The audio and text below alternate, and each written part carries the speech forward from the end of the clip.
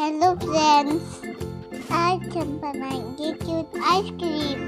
सबसे पहले बनाएंगे एक उल्टा सी,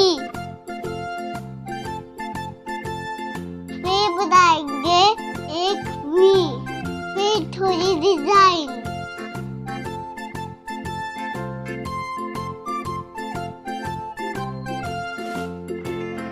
फिर हम बनाएंगे क्यूट आइस।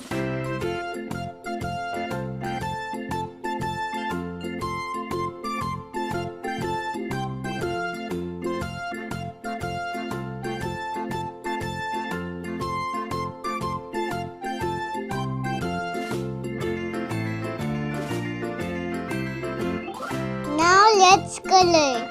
चलो करते हैं सिल्वर।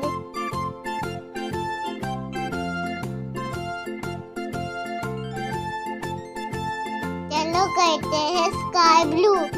वूहू!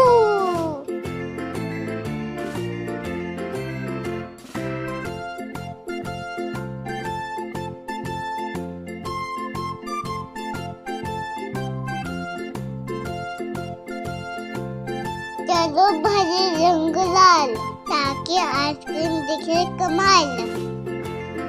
अगला ऑरेंज। अगला करेंगे शाइनी येलो। रंग रंगों में सबसे प्यारा अगला है ग्रीन हमारा।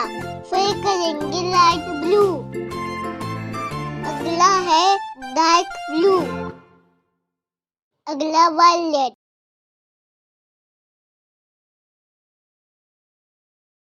अरे वाह, कितना क्यूट आइसक्रीम दिख रहा है।